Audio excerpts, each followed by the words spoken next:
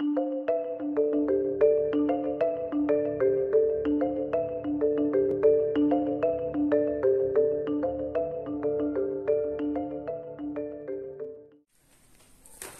iniciando então a partida, eu vou estar usando aqui a nossa carta de ordem de turno, que isso facilita bastante.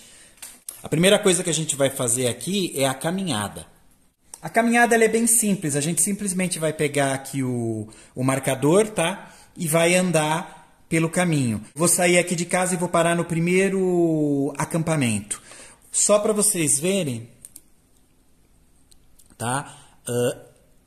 Esse acampamento ele não tem nenhum ícone, então não tem nenhum poder especial de campo aqui desse acampamento. Esse daqui já tem, que é esse AL. Aqui também tem, aqui, aqui e aqui. A única bifurcação que a gente vai ter é nesse quarto acampamento. Aí eu posso escolher um caminho diferente, depois a gente chega aqui e aí sim a gente finaliza.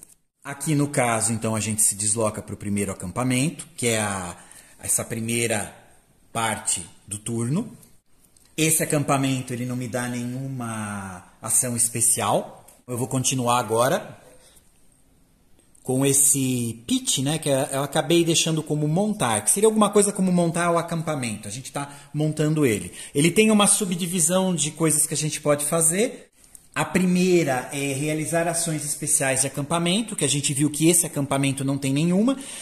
Os símbolos que tem nos acampamentos, eles estão aqui na carta também. Então é só dar uma olhadinha quando eles aparecerem o que significa.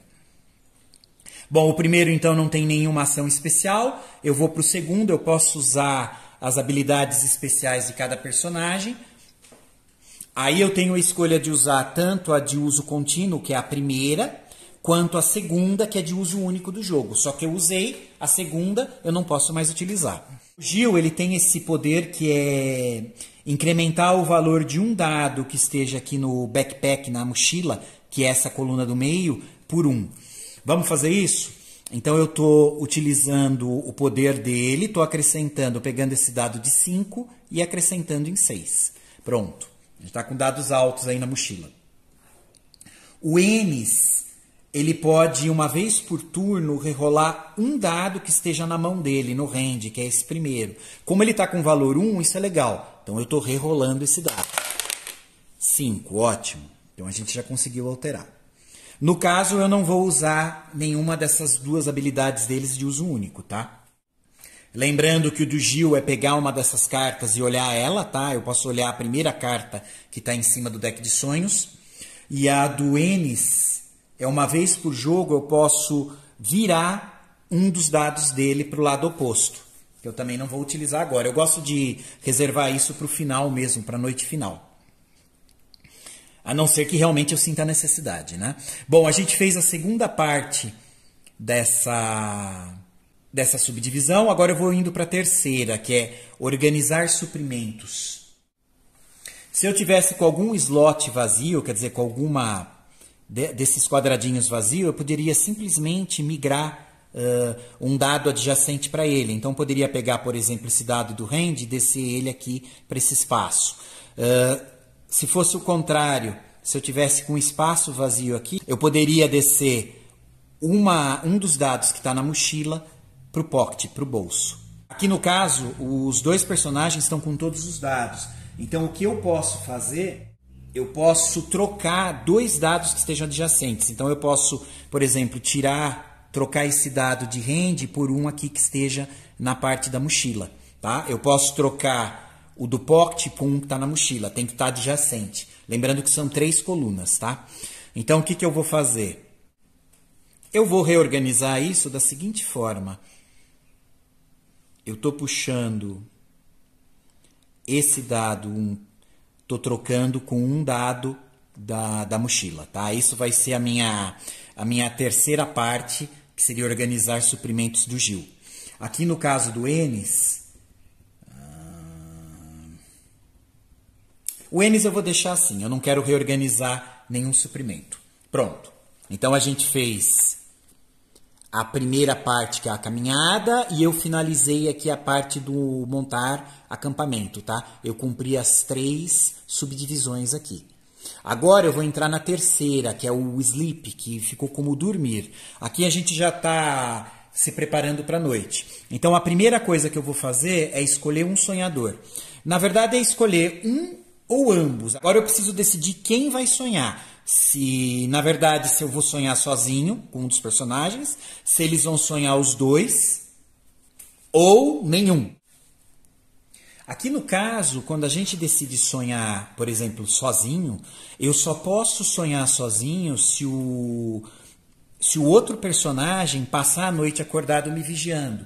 E para ele poder fazer isso, ele precisa ter nas mãos, quer dizer, no dado rende, ele tem que ter um valor igual ou maior ao nível de preocupação. Então aqui no caso, lá em cima a gente tem 1 de preocupação. Então aqui o Gil tem 6 na mão e o N 5. Então os dois podem ficar acordados à noite vigiando o outro. Se eu tivesse, por exemplo, o Enes com um valor de... Bom, aqui no caso não vai ter como porque é 1. Mas, por exemplo, se aqui fosse 2 e o Enes tivesse 1 aqui, ele não poderia ficar acordado vigiando o Gil à noite, porque o valor dele em mãos é menor do que o valor de preocupação. Aqui no caso, ambos têm valores altos no espaço de rende, então os dois poderiam estar vigiando o sonho do outro personagem. Então eu posso escolher isso se eu decidir sonhar sozinho. Se eu resolver sonhar junto, eu preciso ter o valor somado de ambas os dados de rende tem que ser igual ou maior ao meu nível de preocupação lá em cima.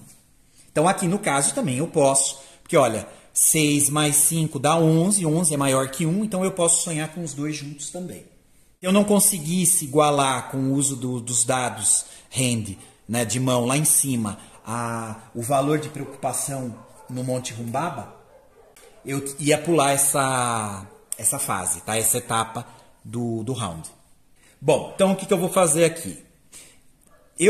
Toda vez que a gente sonha sozinho, se eu tiver sucesso no sonho, aquele sonho me dá um insight. Então eu vou pegar a carta de sonho que eu tive sucesso, se eu estou sonhando sozinho, e coloco ela aqui embaixo, porque ela vai me dar um poder durante o jogo.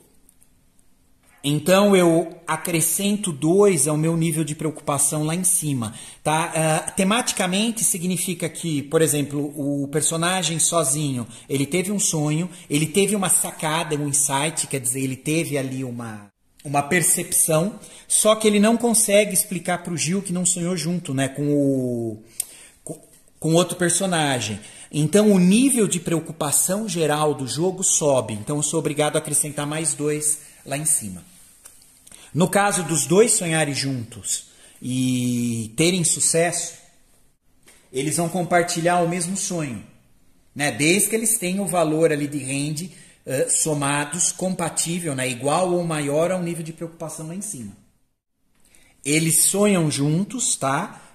Mesmo que eles tenham sucesso, quando eles acordam, eles não conseguem chegar tematicamente a uma conclusão do que o sonho significa. Então essa carta que a gente ganhou, esse sonho que a gente teve junto e conseguiu vencer, ele é descartado, ele não é colocado aqui embaixo. Mas o nível de preocupação sobe só 1 lá em cima. Parece um pouco confuso de início, mas depois com a temática, entendendo a temática vai ficando mais fácil. Mas vamos lá. Então eu vou resolver, como eu quero captar essas cartas de sonho, né, os insights, para poderem me ajudar, o ideal é eu tentar jogar sozinho a maior parte das vezes. Só que como eu tenho que manipular os dados para que eles tenham um valor específico na última rodada, quando a gente chegar lá no monte, às vezes eu vou precisar ter como estratégia perder de forma proposital. Quer dizer, às vezes não conseguir concretizar o sonho para conseguir manter os valores próximos do que eu preciso. Eu sou péssimo estrategista, tá? Então o que eu vou mostrar aqui é só o formato de jogar, não esperem grande estratégia. Eu vou jogar com o Gil. Na verdade, vamos pegar o Enes. O Enes... ele tem os dados mais baixos aqui, mas ele ainda tem um 5 e um 6.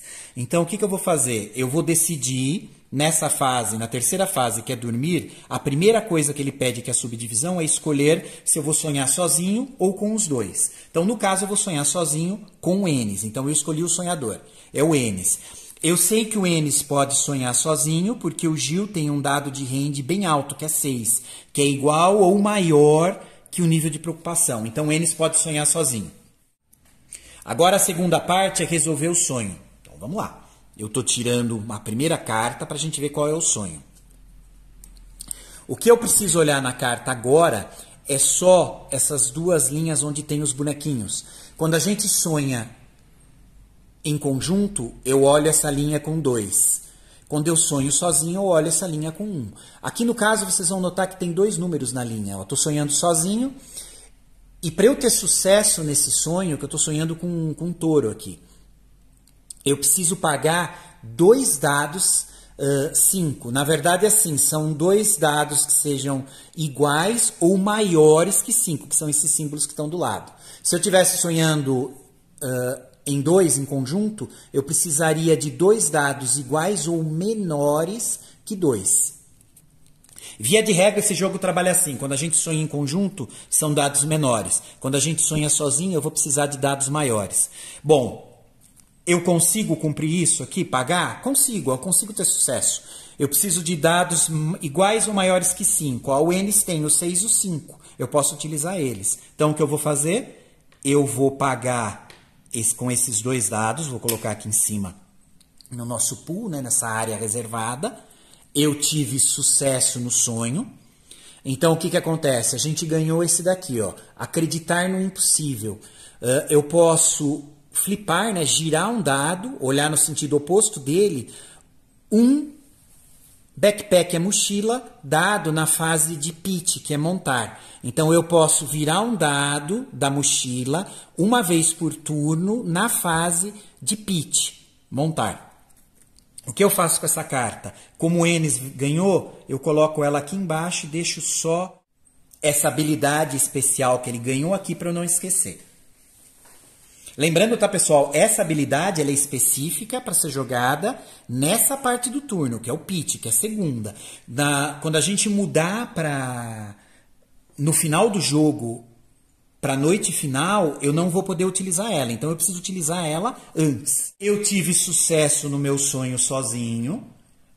Né? Eu consegui ter o insight que eu ganhei. Só que eu não consigo explicar para o Gil, que estava me olhando dormir, explicar exatamente o que ele significava. Então, o nível de preocupação sobe em 2. Então, eu tenho 1, vai para 3. Se por acaso a gente tiver 4 preocupações colocadas aqui na carta, a gente perde o jogo.